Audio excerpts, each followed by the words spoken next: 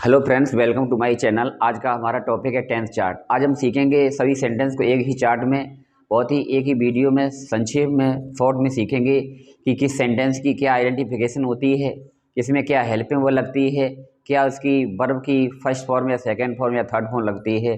तो सेंटेंस को सीखेंगे आज संक्षेप में एक टेंस चार्ट के द्वारा कि किस सेंटेंस की क्या आइडेंटिफिकेशन होता है, किसकी हेल्पिंग वर्ब क्या होती है। देखते हैं। सबसे पहले आपका होता है प्रेजेंट इंडेफिनिट टेंस। इसकी आइडेंटिफिकेशन होती है आपके सेंटेंस के अंत में ता है, ता हूँ, ते हैं, ती है, आज शब्द आते हैं इसके अंत में। और इसकी हेल्पिंग वर्ब आपकी होती है डू और डज। सिंगुलर सब्जेक्ट में डज लगता है, लेकिन प्लूरल में आपको डू का प्रयोग करना होता है। और फर्स्ट फॉर्म को आपको देखेंगे तो उसमें मेन वर्ब की फर्स्ट फॉर्म लगेगी। इसमें फर्स्ट फॉर्म लगेगी। पॉजिटिव सेंटेंस में आपको एस और यस का प्रयोग करना होता है, लेकिन निगेटिव में आपको डू नॉट, डज नॉट के बाद आपको उसमें एस यस नहीं लगाना है। तो हेल्पिंग और आपकी डू डज हो गई, फर्स्ट फॉर्म लगता है, पहचानता है, ते हैं।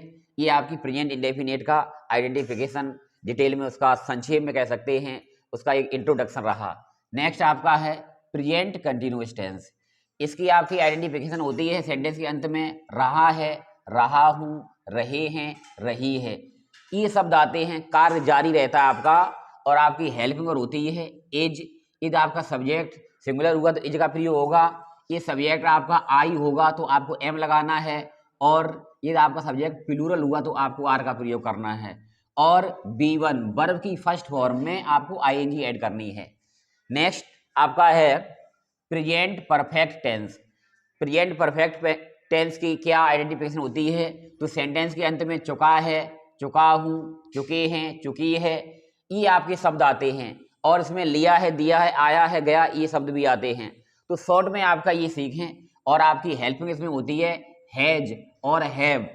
ये सब्जेक्ट आपका सिंगुलर हुआ तो आपको हैज का प्रयोग करना है। ये सब्जेक्ट आपका प्लूरल होता तो आपको हैव का प्रयोग करना है।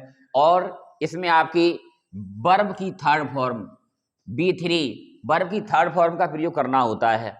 नेक्स्ट आपका है प्रेजेंट परफेक्ट कंटिन्यूअस टेंस। तो इसमें आपके सेंटेंस के अंत में रहा है, रहा हूँ, रहे हैं, रही है, प्लस टाइम, समय भी दिया जाता है कि कोई कार्य कब से हो रहा है, 2 घंटे से या 2 महीने से, जो भी टाइम होगा उसमें आपको टाइम भी दिया रहेगा। नेक्स्ट उसके बाद आपकी हेल्पिंग इसमें होती है हैज बीन और हैव बीन। ये सब्जेक्ट आपका सिंगुलर है तो आपको हैज बीन लगाना है, लेकिन प्लूरल हुआ तो आपको हैव बीन लगाना है। और B1 plus ING in first form जो आपकी है वर्ब की, उसमें आईएनजी लगानी है। और उसके बाद आपको सिंस और फॉर टाइम के अकॉर्डिंग, ये आपका टाइम पॉइंट ऑफ टाइम हुआ, निश्चित समय हुआ तो आपको सिंस का प्रयोग करना है। पीरियड ऑफ टाइम अनिश्चित समय हुआ तो आपको फॉर का प्रयोग करना है। इसके बाद नेक्स्ट आगे देखते हैं। अब देखते हैं, ये तो प्रेजेंट का रहा, प्रेजेंट के 4 पार्ट्स थे।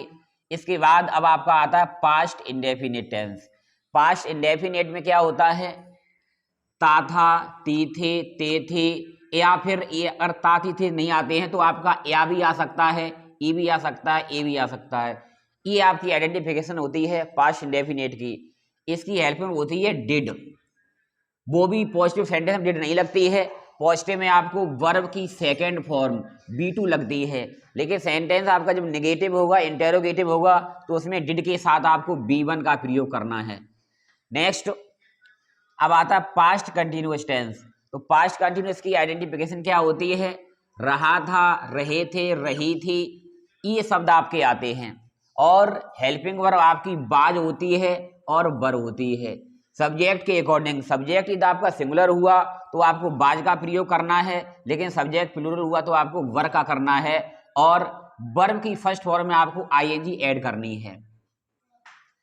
नेक्स्ट आपका है पास्ट परफेक्ट टेंस। तो पास्ट परफेक्ट में चुका था, चुके थे, चुकी थी, आज शब्द आते हैं। और आपको इसमें हेड के साथ B3 का प्रयोग करना है, वर्ब की थर्ड फॉर्म का प्रयोग करना होता है। Next past perfect continuous tense. इसमें रहा था, रहे थे, रही थी, प्लस समय, कब से काम हो रहा है, हेल्पिंग वर्ब की इसमें हैड बीन होती है। सब्जेक्ट चाहे सिंगुलर हो चाहे प्लूरल हो, आपको हैड बीन का ही प्रयोग करना है, आपकी हेल्पिंग वर्ब चेंज नहीं होगी। और वर्ब की फर्स्ट फॉर्म में आईएनजी लगाना है।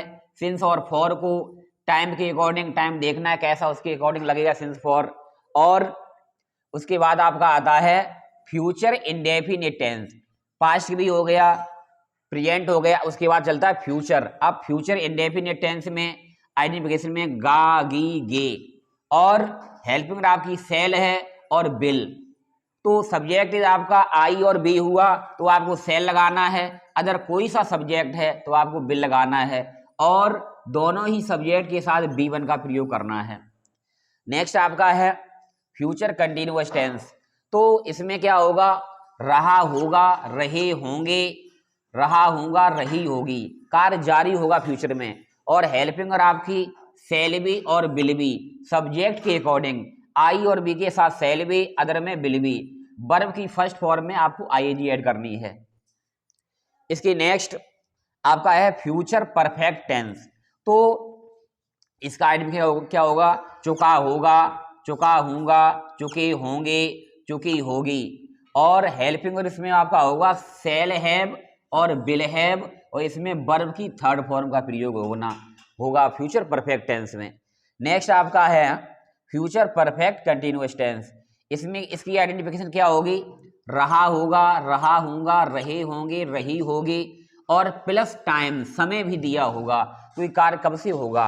तो और इसकी अब देखते हैं हेल्पिंग वर्ब में, तो आपको सेल हैव बीन और विल हैव बीन, वही आपके रूल हैं। यदि आपका सब्जेक्ट आई और बी हुआ तो आपको सेल हैव बीन लगा देना है, अदर कोई सा सब्जेक्ट होता है तो आपको विल हैव बीन का प्रयोग करना है।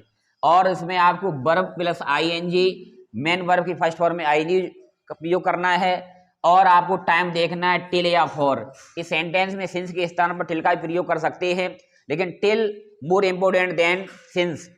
और पीरियड ऑफ टाइम हुआ तो आपको फॉर का प्रयोग करना है, चाहे तो सिंस भी लगा दें तब भी सेंटेंस में कोई प्रॉब्लम नहीं है, लेकिन till is more important then since. तो ये था आपका टेंस चार्ट। यदि वीडियो आपको पसंद आता है तो वीडियो को लाइक करें और हमारे channel study English by Sudhir sir को सब्सक्राइब करें। Thanks for watching my video.